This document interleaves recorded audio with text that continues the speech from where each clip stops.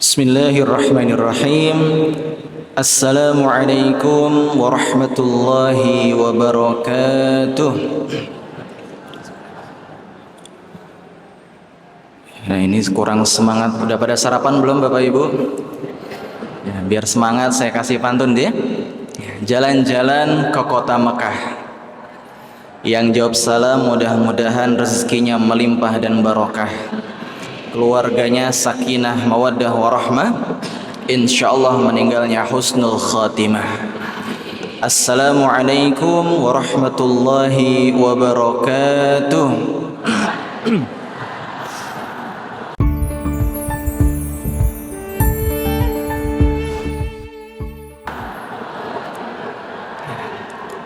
Alhamdulillahilladzi bi ni'matihi tatimmus salihah.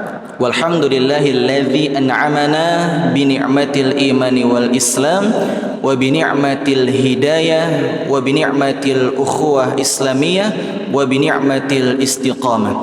Wassalatu wassalamu ala nabiyyina Muhammad sallallahu alaihi wasallam wa ala alihi wa ashabihi ajma'in wa ba'd. Rabbi shrah li sadri wa yassir li amri wahlul 'uqdatan min lisani yafqahu qawli. Wa qala ta'ala fi kitabihil karim, a'udzu billahi minasy syaithanir rajim.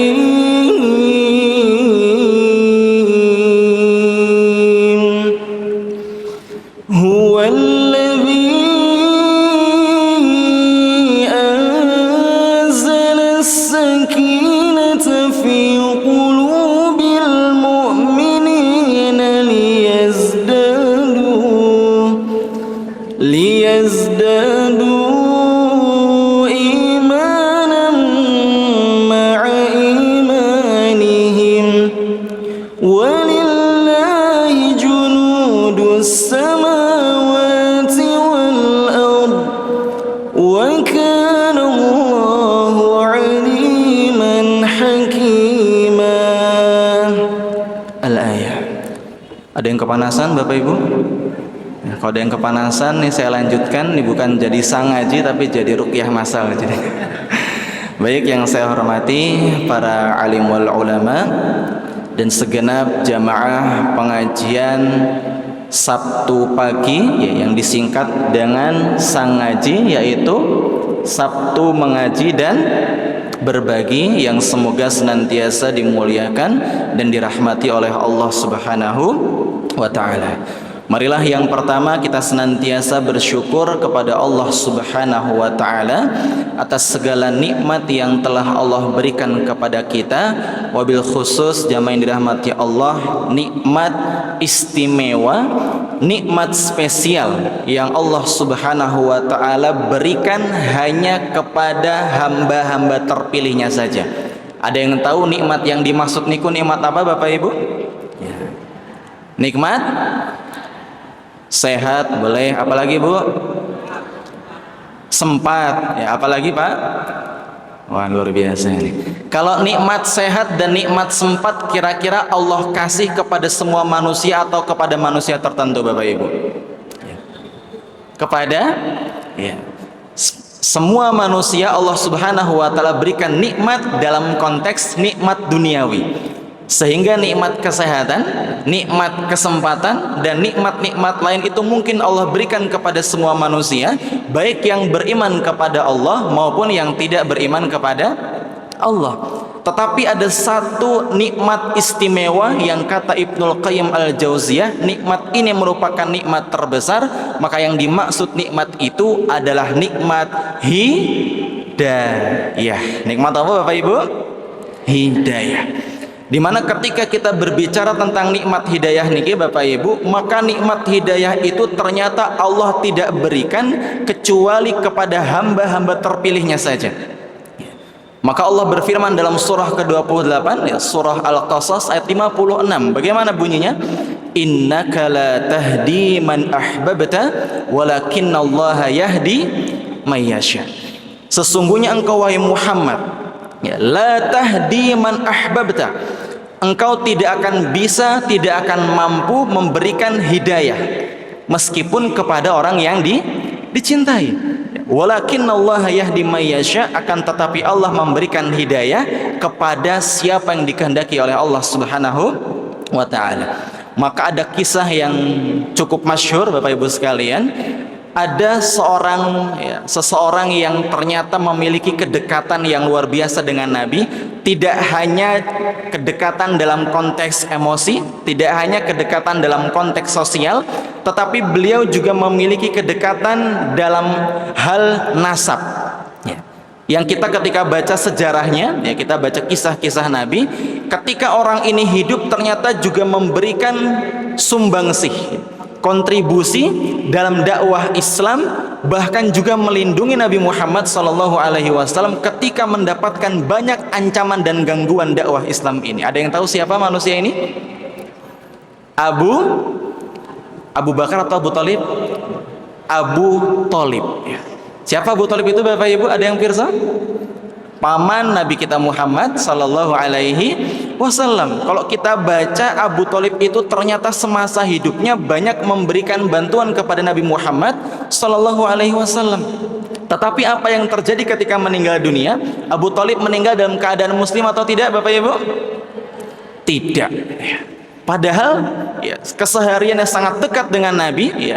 Dia selalu bersama dengan Nabi, tetapi mohon maaf, karena Allah tidak memberikan hidayah kepada paman beliau ini, yaitu Abu Thalib, maka Abu Thalib meninggal masih dalam keadaan musyrik Bapak Ibu sekalian.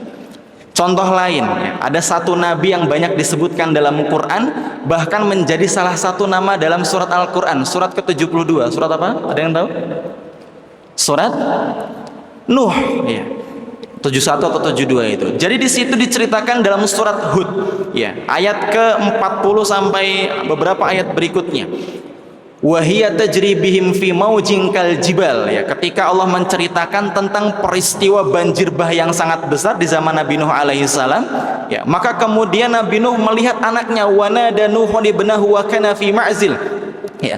Maka Nabi Nuh alaihissalam ketika sudah berada di atas kapal, ya, bersama dengan beberapa pengikut dan beberapa hewan yang ikut di atas kapal itu, Nabi Nuh lihat anaknya di ujung sana, ya, sedang ketakutan, sedang khawatir karena apa? Bisa terkena air bah itu. Maka apa kata Nabi Nuh?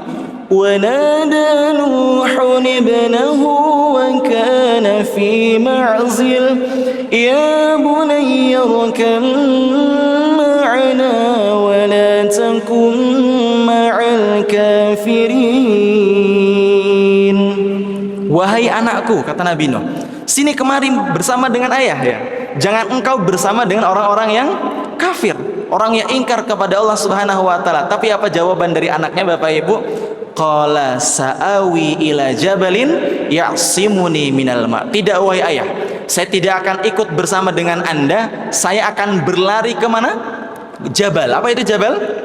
Gunung Bapak Ibu sekalian. Pikirnya Kan'an, ya, anaknya Nabi Nuh alaihissalam, dia ketika lari ke gunung itu bisa selamat dari banjir bandang. Kira-kira selamat atau tidak Bapak Ibu? Tidak selamat. Akhirnya apa? Wa kana minal mughraqin. Di akhir ayat itu Allah sebutkan, maka Kan'an anak Nabi Nuh alaihissalam, ya, anaknya seorang nabi Bapak Ibu, juga berpotensi Allah tahan hidayah. Ya, maka jamaah yang dirahmati Allah Subhanahu wa taala, ketika kita mendapatkan hidayah dari Allah Subhanahu wa taala, harus benar-benar kita jaga. Karena hidayah itulah yang kemudian akan menyelamatkan kita baik di kehidupan dunia ini dan juga kehidupan kita di akhirat nanti.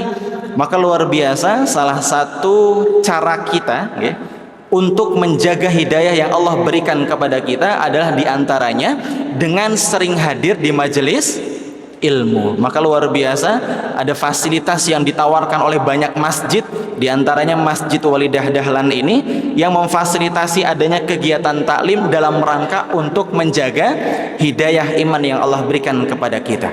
Karena apa jamaah? Mohon maaf, manusia itu sebetulnya terdiri dari dua unsur. Berapa Bu? Dua. Unsur pertama, manusia itu terdiri dari jasad ya. Ada wajah, telinga, tangan, badan dan seterusnya. Dan unsur yang kedua apa? Ruh ya. Jasad dan ruh. Ternyata mohon maaf, sebagian besar di antara manusia, khususnya orang muslim ya, belum menyadari bahwasannya kedua hal ini atau kedua unsur ini sebetulnya dua-duanya ini membutuhkan nutrisi. Jasad kita membutuhkan nutrisi, diantaranya dengan makan dan minum. Nah, ini Bapak Ibu dapat snack gitu ya, udah pada diminum dan dimakan belum? Ya. Itu nutrisi bagi jasad kita. Sedangkan ruh kita kira-kira butuh nutrisi atau tidak? Butuh. Kalau nutrisi bagi jasad itu ada makanan dan minuman, sedangkan nutrisi untuk ruh kita itu apa? Ada yang tahu? Ibadah. Itu Bapak Ibu sekalian. Maka bisa jadi, mohon maaf, kalau jasad dan ruh itu ditampakkan ya, kalau misalnya kedua-duanya ini ditampakkan, jasad kan kelihatan tapi ruh itu nggak kelihatan. Tapi kalau seandainya kedua hal ini ditampakkan, bisa jadi dua-duanya ini memiliki kualitas dan bentuk yang berbeda. Bisa jadi orang secara fisik dia itu gemuk, sehat, bahkan badannya keker. Tapi kalau misal ruhnya ditampakkan, bisa jadi ruhnya itu kurus, kering, kayak orang nggak makan sebulan. Kenapa? Karena orang ini, mohon maaf, hanya menyadari ya bahwasannya jasad yang membutuhkan nutrisi itu hanya jasad saja, padahal tidak. Dan nutrisi itu dibutuhkan oleh ruh kita. Dan bisa jadi ada orang yang fisiknya kurus Bapak Ibu ya, dia kelihatannya kayak belum makan 3 hari, tapi ketika ruhnya ditampakkan, ternyata ruhnya sehatnya luar biasa, gemuk, sehat dan seterusnya. Contohnya seperti Abu Bakar As-Siddiq. Abu Bakar As-Siddiq itu Bapak Ibu, kalau kita baca kisah-kisahnya, beliau itu kan posturnya apa? Kurus ya, Abu Bakar As-Siddiq. Tapi kalau bisa ditampakkan ruhnya Abu Bakar As-Siddiq, kira-kira bagaimana bentuk ruhnya? Kuat, sehat, besar. Mengapa? Karena Abu Bakar As-Siddiq memahami bahwasannya jasad dan ruh itu sama-sama membutuhkan nutrisi. Salawat serta salam semoga senantiasa tercurahkan kepada baginda Nabi Agung Muhammad sallallahu alaihi wasallam, yang mana beliau pernah bersabda, man salaka tariqan yaltamisu fihi ilman sahalallahu lahu bihi tariqan ilal jannah. Barang siapa yang menempuh suatu perjalanan, nyuwun sewu kalau boleh saya tanya, adakah di antara Bapak Ibu yang tadi dari rumah berangkat ke Masjid Walidah Dahlan ini jalan kaki? Boleh angkat tangan? Oke, ya berarti 20% ya Bu ya. Yang naik motor ada angkat tangan? Yang naik unta angkat tangan? Nggak ada. Alhamdulillah, karena ternyata harga unta lebih mahal daripada harga motor. Luar biasa. Baik, jadi jamaah yang dirahmati Allah, kata Nabi, barang siapa yang menempuh suatu perjalanan dalam rangka untuk apa? Mencari ilmu ya, bukan cari sayur gratis nggih Bapak Ibu, tapi cari apa? Cari ilmu ya. Maka niatnya itu, kita kalau melakukan sesuatu harus benar. Innamal a'malu binniyat. Sesungguhnya perbuatan itu atau balasan itu tergantung dengan niatnya. Maka kita sayang banget gitu ya, eman-eman bahasa Jawanya, kalau hadir di majelis taklim itu niatnya hanya karena dunia, pengen dapat snack misalnya, pengen ketemu dengan tetangga sebelah yang kalau misal kita ke rumahnya nggak pernah ketemu, maka di mas itulah kesempatan bertemu, ngobrol akhirnya ya. Maka jamaah yang dirahmati Allah Subhanahu wa taala, ada seorang muslim yang keluar dari rumahnya untuk mencari ilmu, maka balasan yang Allah berikan tidak main-main jamaah. Ada yang tahu balasannya apa? Ya. Sahalallahu lahu bihi tariqan ilal jannah. Maka Allah akan mudahkan jalan baginya untuk menuju surga. Maka mudah-mudahan jamaah yang dirahmati Allah, kita semua yang hadir pada kesempatan pagi hari ini dicatat sebagai calon penghuni surganya Allah Subhanahu wa taala. Allahumma amin. Baik jamaah yang dirahmati Allah Subhanahu wa taala, tadi saya diamanahi oleh panitia, katanya Ustadz nanti kajiannya mungkin sampai 6.50 aja karena ada pengumuman seperti itu nggih, pengumuman lomba-lomba dan seterusnya nggih. Gak masalah nggih, meskipun sebentar secara kuantitas, tapi kita maksimalkan agar waktu yang sebentar ini bisa memberikan dampak positif dalam kehidupan kita sehari-hari. Allahumma amin. Baik jamaah yang dirahmati Allah, sebelumnya saya mau tanya, siapa di antara Bapak Ibu yang ingin hidupnya tenang? Boleh angkat tangan yuk ya, yang ingin hidupnya tenang. Ya, ada yang nggak angkat tangan berarti hidupnya pengen gelisah terus ini. Bapak-bapak kok nggak ada yang angkat tangan? Ya, siapa yang ingin hidupnya bahagia boleh angkat tangan? Ya, Mas pengen bahagia nggak ini? Oke, siapa yang ingin hidupnya serba mudah angkat tangan? Ya. Siapa yang pengen masuk surga angkat tangan? Yang pengen masuk surga sekarang angkat tangan? Ternyata ada yang turun tangan ternyata.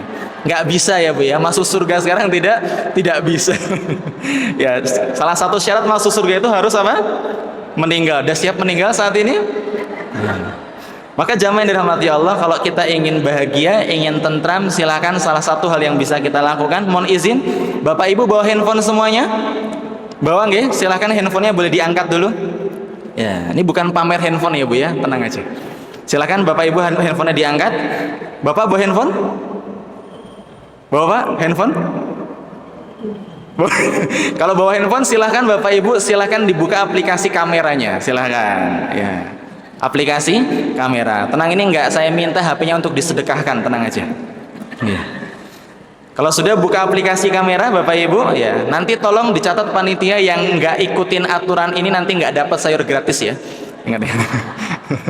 Baik, kalau sudah buka aplikasi kamera, Bapak Ibu silahkan boleh bebas foto apapun yang ada di sini. Silahkan, mau foto sebelahnya boleh, foto snacknya juga boleh, foto kipas yang lagi muter juga boleh. Silahkan, saya beri waktu kurang lebih 5 detik. Ya, silahkan 5, 4, 3, 2, 1. Sampun? Ya, ini yang megang HP-nya lama ini kayaknya perlu ganti HP ini. Bisa jadi karena memorinya udah kepenuhan seperti itu ya. Akhirnya agak lemot. Sampun Bapak Ibu? Baik, kalau sudah silahkan Bapak Ibu bisa buka aplikasi WhatsApp-nya. Nah, silahkan. Punya WhatsApp semua nggih? Bapak punya aplikasi WhatsApp? Alhamdulillah. Oke, kalau sampun buka aplikasi WhatsApp, silahkan foto yang tadi Bapak Ibu bisa diupload di SW, bahasa anak muda sekarang, status WhatsApp gitu ya. Tapi jangan langsung dikirim, nanti akan kita buat caption bersama-sama. Kapan lagi sang ngaji ada kayak gini kan? Silahkan Bapak Ibu, HP-nya dibuka WhatsApp-nya, foto yang tadi diupload, tapi jangan langsung dikirim, karena akan kita buat caption bersama-sama. Captionnya nanti akan saya diktekan. Sampun siap Bapak Ibu saya diktekan? Sampun? Nggih, nanti saya agak perlahan-lahan nggih karena saya melihat di sini yang lansia ternyata cukup banyak. Biasanya kalau lansia ngetik HP bukan pakai jempol tapi pakai telunjuk ya. Kalau anak muda ngetik pakai jempol itu 1 menit selesai, mungkin yang lansia 5 menit. Nggih, sampun siap nggih? Baik, silahkan diketik Bapak Ibu di fotonya itu, di captionnya itu. Barang siapa? Silahkan diketik. Barang siapa yang Allah kehendaki kebaikan, yang Allah kehendaki kebaikan. Barang siapa yang Allah kehendaki kebaikan, maka Allah akan mudahkan. Maka Allah akan mudahkan dirinya. Maka Allah akan mudahkan dirinya dalam memahami. Dalam memahami. Ini saya perlahan-lahan ya. Dalam memahami perkara agama. Perkara agama. Nyon sewu Bapak MC sudah selesai nulisnya? Nih, boleh tolong dibacakan silakan Pak, mungkin ada yang ketinggalan, monggo. Barang siapa yang Allah kehendaki diberikan, maka Allah mudahkan dirinya dalam memahami perkara agama. Oke, luar biasa. Kemudian hashtag Bapak Ibu sekalian, hashtag di enter dulu ya, di enter, kemudian dikasih hashtag niku pager nggih. Ya, hashtagnya adalah niki Sangaji, Sangaji Masjid Unisa nggih, atau Walidah Dahlan ya Pak ya. Nggih, Sangaji Masjid Walidah Dahlan ya. Jadi biar seperti kekinian Bapak Ibu. Ya, jadi dakwah itu kan nggak harus ceramah nggih Bapak Ibu ya. Dakwah itu tidak harus ceramah. Jadi kita semua itu sebetulnya bisa berdakwah dengan kemampuan kita masing-masing.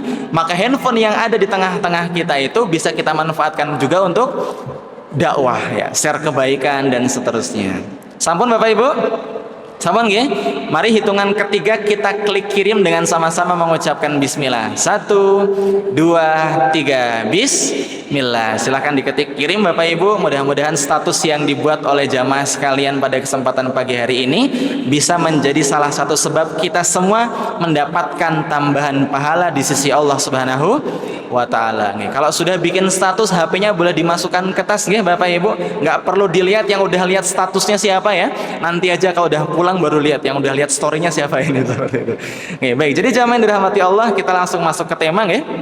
Jadi tema kita pada kesempatan pagi hari ini, insyaallah nggak terasa, adalah menggapai ketenangan dalam bingkai ketakwaan. Tadi sudah dibacakan ayat Al-Qur'an ya, surah Ar-Ra'd ya Mas ya, Pak. Surah Ar-Ra'd di situ diterangkan bahwasannya salah satu yang bisa membuat hati kita itu tenang adalah karena mengingat Allah ya. Maka kunci kita bisa mendapatkan dan menggapai ketenangan ternyata adalah dengan bertakwa kepada Allah Subhanahu wa ta'ala. Maka jamaah yang dirahmati Allah Subhanahu wa ta'ala, suatu ketika Nabi Muhammad alaihi salatu wassalam pernah memberikan nasihat ya, dengan nasihat yang mungkin secara redaksi itu sangat singkat tetapi sangat jelas dan sangat padat maknanya, di mana beliau pernah bersabda, ittaqillaha haitsuma kunta ya. Bertakwalah kepada Allah dimanapun kalian berada.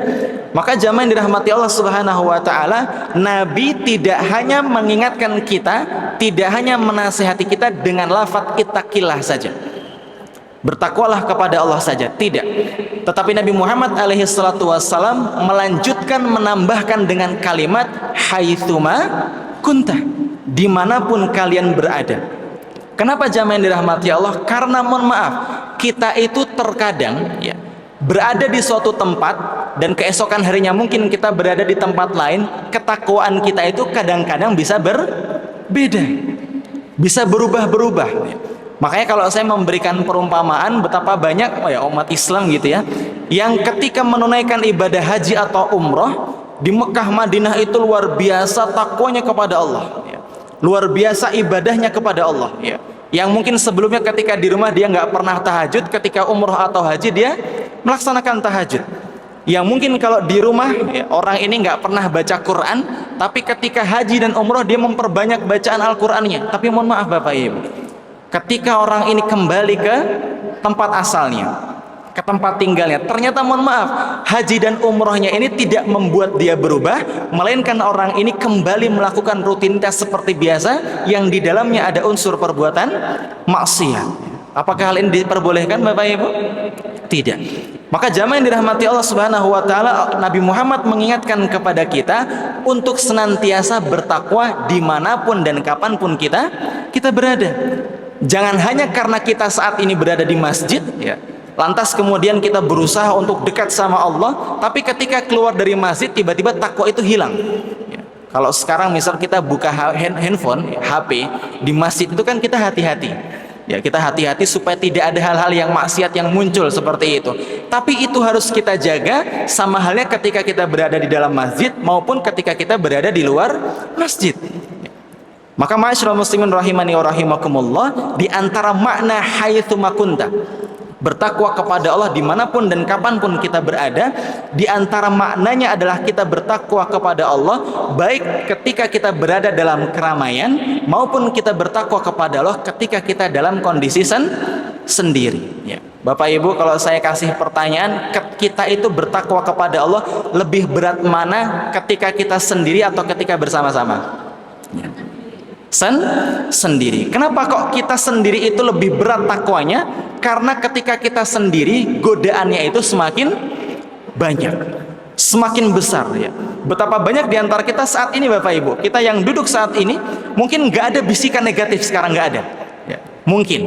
Tapi ketika kita mungkin pulang ke rumah, ternyata kok rumah sendiri gitu ya, kosong ya, apalagi yang mahasiswa-mahasiswi sendiri di kamar, nggak ada siapa-siapa yang ngelihat, bisa jadi bisikan-bisikan itu ya untuk melakukan perbuatan maksiat sangat besar.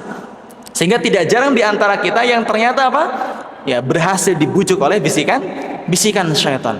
Maka jamaah yang dirahmati Allah Subhanahu wa taala, tantangan kita itu sebetulnya untuk senantiasa bertakwa kepada Allah dimanapun kita berada, dan juga dengan siapapun kita berada, baik dalam kondisi ramai maupun dalam kondisi sendiri. Maka satu hal yang bisa kita gunakan Bapak Ibu sekalian agar kita bisa bertakwa kepada Allah ketika kita sendiri adalah dengan mengingat beberapa ayat-ayat Allah Subhanahu wa taala. Di antaranya surah Al-Mulk ayat 12 posisi kiri bagian bawah. Di situ Allah berfirman, innalladzina yakhshawna rabbahum bil ghaibi lahum maghfiratun wa ajrun kabir. Orang-orang yang merasa takut kepada Allah Subhanahu wa taala bil ghaib, dalam keadaan dia tidak melihat Allah, ya, maka orang ini akan mendapatkan ampunan dan pahala yang besar di sisi Allah Subhanahu wa taala. Dan bahkan dalam surah An-Nazi'at yang sering kita baca nggih Bapak Ibu, di ayat ke-40 ya, posisi sebelah kiri bagian bawah juga, di situ Allah menerangkan tentang orang-orang yang takut kepada Allah.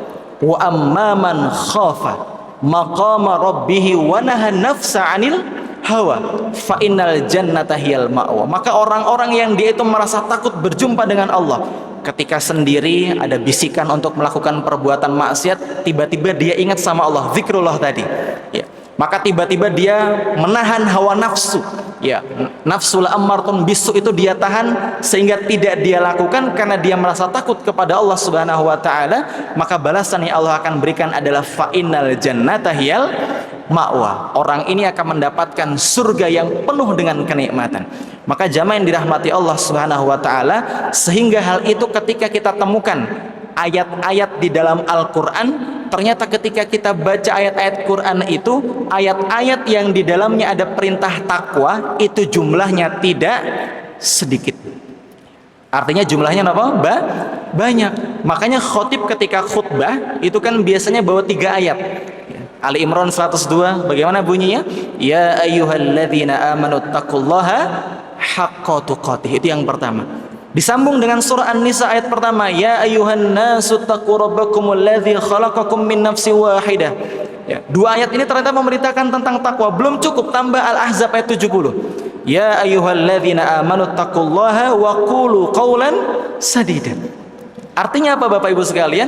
Allah Subhanahu wa taala mengingatkan kepada kita untuk senantiasa bertakwa tidak hanya dalam 1 ayat, tetapi dalam banyak ayat Al-Quran. Kenapa hal itu bisa terjadi? Karena apa Bapak Ibu? Kita itu, mohon maaf, manusia adalah makhluk yang lemah.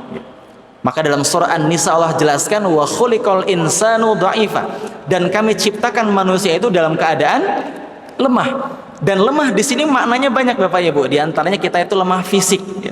Betapa banyak di antara kita kemarin pas musim panas nih Bapak Ibu, musim panas beberapa bulan, tiba-tiba masuk musim hujan, ya. Betapa banyak di antara kita yang langsung tiba-tiba sakit flu. Ada di antara Bapak Ibu yang kemarin pas masuk musim hujan langsung sakit flu? Angkat tangan. Ada ya? Baik, luar biasa. Dan selain itu Bapak Ibu, kita itu juga lemah ilmu, ya. Maka dalam surah Al-Isra ya, ayat ke-36 dan 85, di situ Allah Subhanahu wa taala menerangkan kita itu minim ilmu, wala taqfu ma laisa laka bihi ilmun, dan jangan kalian ikuti sesuatu yang kalian enggak memiliki pengetahuan tentangnya. Bahkan dalam surah Al-Isra tadi ayat 85, wa yas'alunaka 'anir ruh qulir ruhu min amri rabbi wa ma utitum minal ilmi illa qalila. Ada orang-orang yang bertanya kepada Nabi Muhammad tentang perkara ruh, ya. Maka jawablah, ruh itu urusan Allah, wa ma utitum, dan tidaklah kalian diberikan ilmu illa qalila, kecuali hanya sedikit. Dan kelemahan kita Bapak Ibu diantaranya adalah kita itu, mohon maaf, juga lemah iman, ya. Maka betapa banyak di antara kita yang kesehariannya itu imannya itu susah stabil, ya. Makanya iman itu kan seperti harga sembako, ya Bapak Ibu, bisa naik bisa turun, ya. Bagaimana iman itu bisa naik? Ya, kata para ulama, yazidu bi taatillah. Iman itu bisa meningkat karena ketakwaan kita, ketaatan kita kepada Allah. Kita kalau lagi sholat misalnya, lagi hadir di majelis ilmu, kita merasa iman kita meningkat, betul? Dan iman itu pun bisa turun, wayankus, ya. Bagaimana iman itu bisa turun? Apa yang menyebabkannya?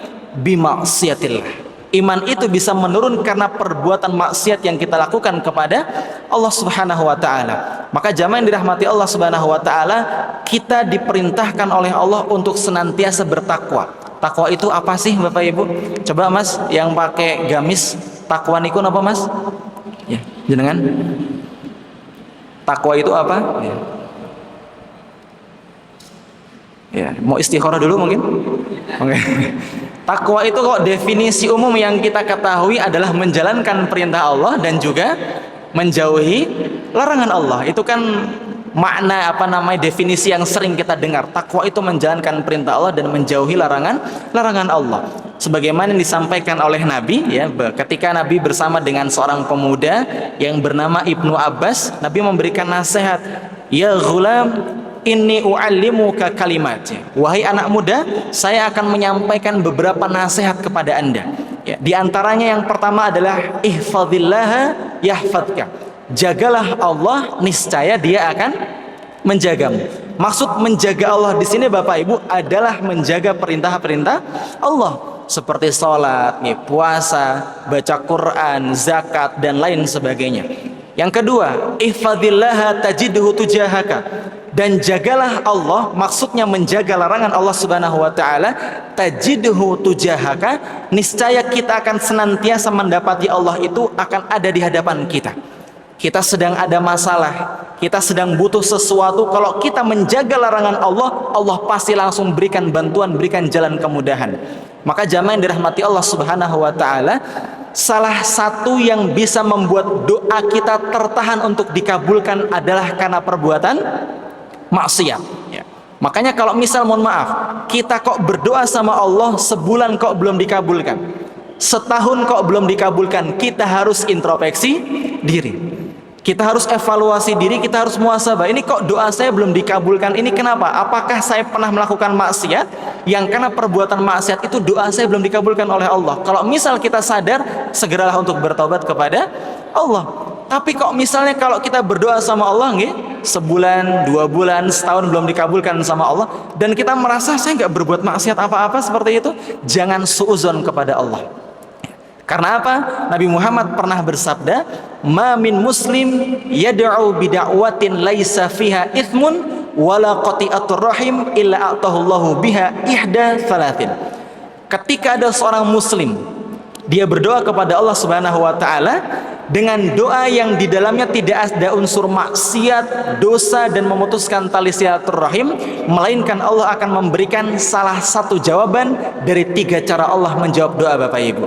Jadi jangan pernah suudzon kepada Allah, kita berdoa sama Allah tapi belum dikabulkan.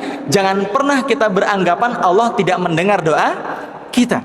Karena apa? Allah itu menjawab doa itu bisa dengan salah satu dari 3 cara. Bagaimana cara yang dimaksudkan? Yang pertama, imma an tu'ajjala lahu da'watuhu. Bisa jadi Allah mengabulkan sesuai dengan yang kita harapkan. Misal ada di antara Bapak Ibu sekarang yang berdoa, "Ya Allah, saya pulang dari kajian pagi hari ini pengen makan bakso," misalnya. Ternyata nanti Allah kabulkan, ternyata tiba-tiba sarapannya bakso misalnya. Ya. Iman tu ajal. Karena apa? Allah tahu kalau dikabulkan itu bisa menghasilkan kebaikan. Nah, ini yang pertama. Tapi wa imma an yadakhiraha fil akhirah. Bisa jadi cara kedua, doa itu Allah akan ijabah nanti di hari kiamat ya. Jadi Allah nggak kabulkan di dunia ini, tetapi Allah kabulkan di hari kiamat nanti Bapak Ibu. Kenapa? Karena Allah tahu kalau Allah kabulkan doa itu di dunia, bukan kebaikan yang dia dapatkan, melainkan keburukan-keburukan. Betapa banyak Bapak Ibu ya, anak-anak muda misalnya yang dia berdoa pengen nikah gitu. Nih mohon maaf yang belum nikah boleh angkat tangan. Yang belum nikah? Ada satu, cuman satu ini yang belum nikah. Yang putri ada?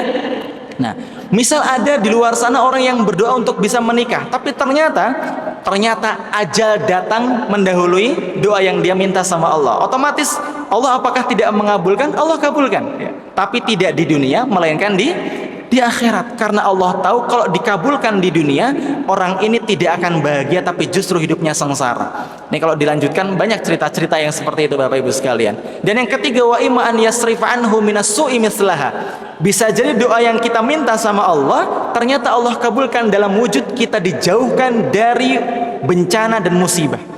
Betapa banyak di antara kita Bapak Ibu yang kita itu pernah dan sering bahkan menyaksikan kecelakaan di hadapan kita. Pernah Bapak Ibu? Ya.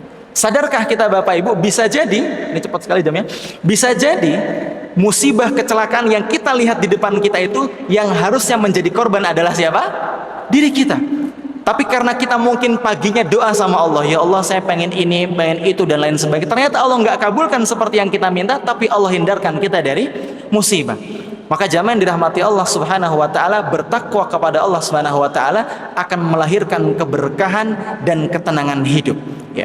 Maka jamaah yang dirahmati Allah, ini qadarullah, waktunya cepat sekali ya Pak ya, nggak terasa. Maka intinya dan kesimpulannya seperti itu. Marilah sama-sama kita berusaha senantiasa bertakwa kepada Allah dimanapun kita berada. Karena Allah berjanji, ya, ini mau saya sampaikan, tapi waktunya nggak cukup. Dalam surah ke-65, surat apa? At-Tolaq. Di situ Allah memberikan 5 janji bagi orang yang bertakwa. Ya, nanti silakan Bapak Ibu janjinya apa saja bisa dibuka ya, biar kita nanti pulang-pulang ke rumah itu sambil mengupas lagi. Ya, biar apa yang tadi kita dapatkan itu bisa kita murojaah, karena yang dimurojaah itu kan tidak hanya hafalan, tetapi ilmu yang kita punya pun juga harus dimurojaah. Maka jamaah yang dirahmati Allah Subhanahu wa taala, kita memohon kepada Allah Subhanahu wa taala agar kita digolongkan menjadi hamba-hamba yang bertakwa kepada Allah Subhanahu wa taala. Kita dilindungi oleh Allah Subhanahu wa taala dari segala macam bentuk keburukan-keburukan, sehingga Allah menyelamatkan kita tidak hanya di kehidupan dunia melainkan juga kehidupan akhirat. Allahumma amin. Pada Allah, karena waktu yang sangat terbatas, mungkin saya akhiri, kurang lebihnya saya mohon maaf. Wassalamualaikum warahmatullahi wabarakatuh.